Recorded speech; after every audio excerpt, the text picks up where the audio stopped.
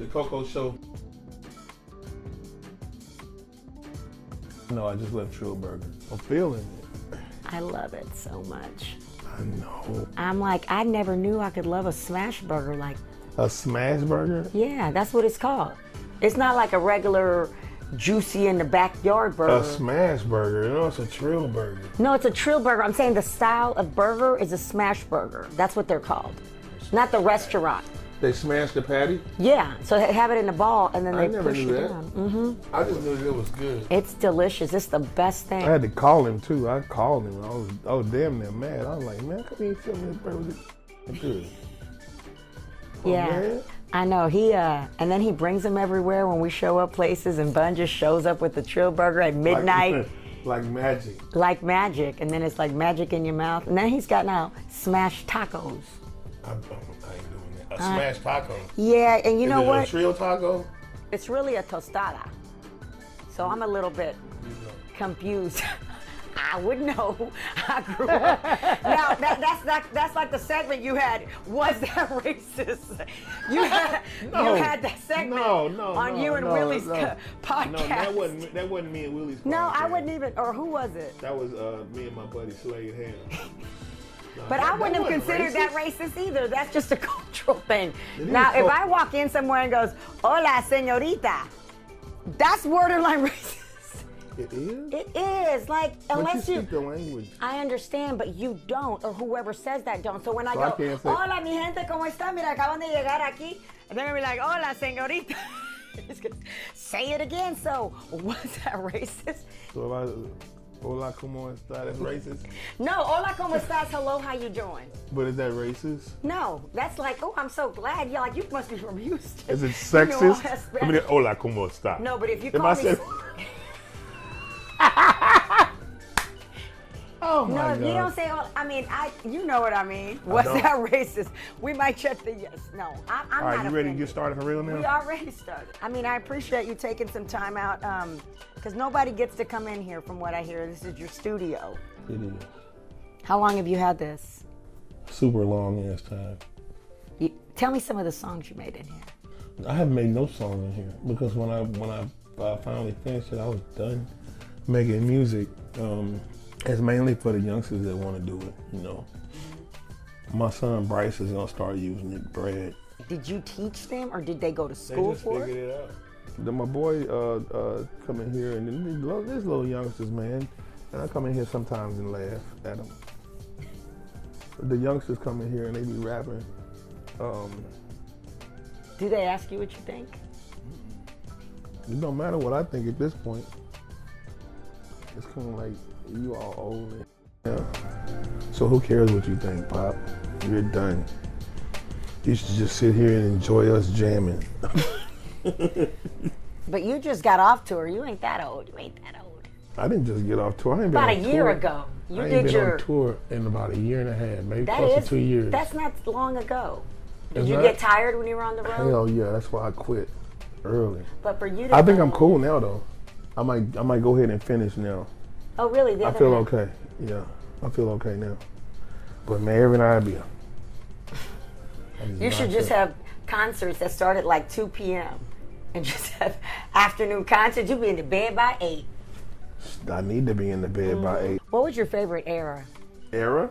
Yeah. As far as what is concerned? Anything. The 90s, the 2000s, the 80s. No. Like, I understand that as far as your life, like how you were maybe living. the 80s.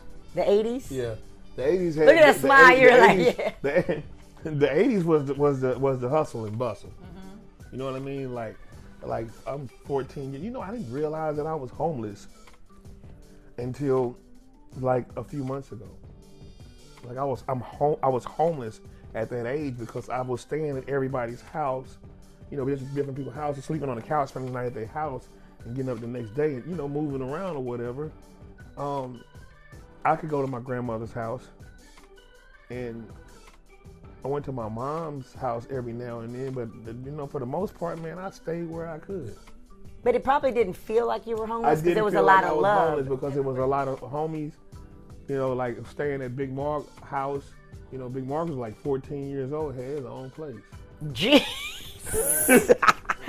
Gosh. Yeah, I mean, I don't know if it was. I think it was his cousin's place or something. Like, Yeah, they had their right, own, right. Like, they had their own stuff, man. And then when I got about 16, my mother put an apartment in her name that I could live in when I was young. I put up about 16. And you still went to school? I was about 16. I think I might have went to school. Wow, this is gonna make for a great documentary. I went to school for all of about 3 days when I got my apartment, if that. Maybe didn't even go back. But my career hadn't started, but I had already made up in my mind what I was gonna do. You know what I mean? Like I was gonna rap, man. And then this was 80. What year did the Ghetto Boys Car Freaks album come out? What year was that? Did anybody know? I don't know, but 86 was when y'all first started. Okay, so 86? Yes. So I wasn't there. I didn't get there till 88, 89. Okay. All right, 90, 89, 90, my year. So when I saw it, and I was 16, I was about 15, 16 in 80, 86, 87, 15, 16. All right. So when I saw the album come out with Car Freaks, and I saw those guys on that album cover, and that album came from Houston, I spent the next couple of years of my life trying to find out, you know, who those people were. It took you that long? Yeah, I was from the South Side. Oh, I didn't know nobody on the North Side. So this was me being a kid, you know, seeking out. I get on the bus, I go to Sharpstown, I meet John Beto. And Beto had a cassette box full of tapes that he called his briefcase. And it was a little rapping station in there where you would make the beatbox and then you rap. And you get to sing over different songs or whatever. So I was singing, people were singing over different people's songs, and I would beatbox on one track and I would rap on the other. So you could have all your own stuff. Yeah, I had all my own stuff. And I'm just breezing through it. But I met up with a guy named Jesse Harris, and Jesse Harris printed up a 45 for DJ Action. And then I met up with Sam Harris. And then I met up with Lil Troy Berkeley.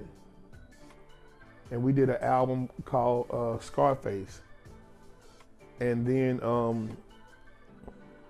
3-2, rest in peace, 3-2. Rest in peace, 3-2 convicts. Yeah, Chris Berrier. I went to school with him. We were classmates. And Those Chris, were going down in South Park. nah, MLK days. Nah, that was Missouri City. No, but when we used to do on Sundays, you can go down MLK during those. Yeah, but you're a lot older than I am. Oh, you wish. I wouldn't know Martin Luther King till it was McGregor Park. No, because we was probably working, but it was going down. Yeah, it was going down. It was going. We went to Chris recorded a song.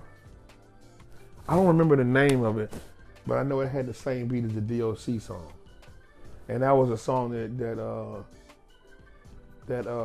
everybody was familiar with. So Troy wanted to take that to radio and work that song instead of the Scarface song. So I said, cool, you work that song. And that was about the time Steve Fournier had introduced me to Jay. And Jay liked that song. About 2 or 3 days later, Jay was at my apartment, at my townhouse. And the rest is history. So that's crazy. So you started off looking at the album of the group. You ended up. I was looking for somebody to put my album on. Now, the first time I went to Rap a Lot, I played some songs for them, and they told me that was not what they were looking for. Wow. So you had already been over that. Mm-hmm. And then some kind of way, Steve Fournier gave it to Jay. And Jay was at the house a couple of days later. From that point on, it was all uphill. You know, and the funny thing about it is when this is my 50 years, I'm sure somebody else has another 50 years. But it's funny to grow up listening to, Run DMC or LL Cool J. It's funny growing up listening to Ice Cube and Slick Rick and Dougie Fresh, and you're looking at them, you're listening to them on the radio, and then you get a chance to see them on MTV. You see Big Daddy Kane and Cool G Rap and Marley Marl, on the radio. You see Chuck D, on TV or whatever. It goes from that part to actually being friends with these guys. Wow. You see what I'm saying? Yeah, I went from looked up to them and I went from a fan to a friend. And to have music that made an impact is fulfilling enough for me, because some people will never ever be remembered for the music that they made.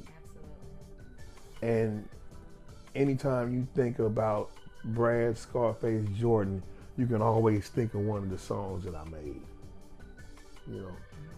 And that's a cool thing, man, to go from listening to hit records to making the hit records. You know what I mean? No, absolutely. I can only imagine. And it wasn't that I was just rapping to hit records. I was actually, turn the cameras around. Turn the camera around so you can see, man. I was actually producing hit records. And who taught you how to do that? That's just genetic, like my kids. It's genetic. Just being around it. It's just genetics, y'all. Because, yeah, exactly, I was born into the music. Okay, you can come on back over here where I'm at now. It's just genetics. I was born into the music. Music that mattered. That was to make music that was relevant to the times, Nothing was going to stop that destiny. That was destiny. That was destiny that was manifested. God said that. Mm-hmm. You know what I mean? Absolutely. And I'm from a family of all musicians. Like all of my uncles, everybody was a musician. Oh, it is in the blood. My mom was a singer. My aunt was singers. Did you ever sing uncles besides your singing that you do? I mean, I got some rock stuff. Yeah, your rock stuff. I can write a song for anybody. So let me ask you, as it pertains to something kind of happening in the news right now. You work with a lot of people around you. What does that mean? No, I'm saying you have people that you employed or people that work for you, but you'd have to go places with these same people. Okay. You know what I'm saying? Lizzo's in a situation right now. Her employees, they're at strip clubs, they're out at this and all that stuff. So now they're filing against her. You made me do this. You made me do that. Do you think there's a fine line between friends and employees? No, man. It ain't. Like, in this business, the only employees you're gonna have is people that you hire for management, and people that you hire for these are her dancers. Oh, dancers. See, here's the thing. And no, I'm gonna ride with Lizzo on this because, if that was going on, then you should have said something way back then. Don't say this when you get fired, right? Or when the relationship is terminated. Don't say it now. It's like, how come you didn't say I'm why you ain't say that when you were sitting there in the club with me, and I did what I did. You should have been uncomfortable back then. But you comfortable back then, but you uncomfortable now about what happened back then. What happened? That's where I'm at. No, that's a perfectly good point of view. And nobody can say shit about Lizzo. Nobody can say shit about Megan. Nobody can say shit about Travis. Nobody can say shit about Beyonce.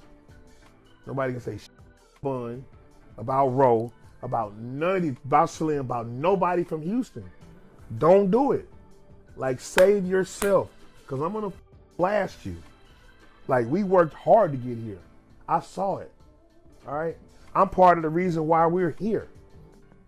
Absolutely. I'm part of the reason why people see us, man. So I'm not gonna let you on everything that came after. You know what I mean? We all we got. It took a long time for Houston to even get on the map. We all we got. I remember going to these different towns, New York especially, and getting booed. You know, the Ghetto Boys got booed in New York. Got booed, but it wasn't the fans that was booing us. It was the other rappers. Wow. Yeah, I know it was rappers because it was a rap-driven event, you know. And then, you know, 2 or 3 years later, everybody in New York talking about hustling now. I was like, damn, wasn't y'all just doing the knowledge? And now you breaking down a brick? Houston, I mean, everybody's culture is, we're just, yeah, everybody got their thing, but I think that we're special because we don't really follow what everybody else is doing. You know what I mean? Yeah. Like everybody's we got our doing own holidays. We got stuff we just have. We got, yeah. It's not a jab at anybody that's not from Houston, but it's like we got our own thing, and just because you do that, don't mean we gonna do it. Because a lot of people do move here. Almost 300 people a day go to Houston. And whoever said move to Houston, I despise whoever said, hey man, y'all should move to Houston. Don't come out here.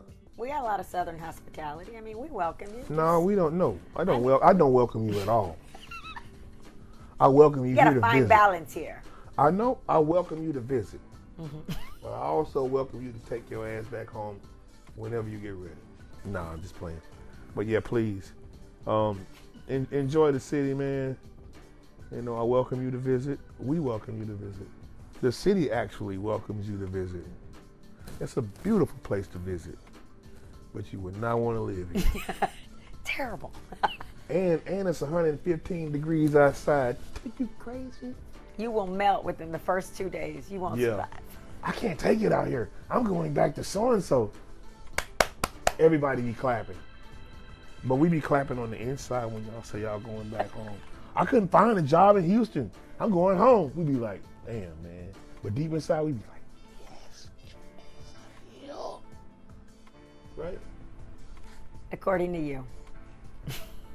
We're going to leave it like that. No, let's not leave it like that. I got one more thing. Okay, go. Where is the best place to find a folding chair? A what? A folding chair. Yeah, but that's for real. That's for real. Folding chairs are a thing now. But they're a little hard to hide. Listen. I went to go try to find a folding chair for a joke, right? Sold out. You gotta be kidding. You better He is lying. He is telling a tale. Ladies and gentlemen, thank you for joining me. I will see you next time. In Houston. You better stay where you at. No. All right, thank you guys for joining us. Brad Jordan, Scarface in the building. Peace.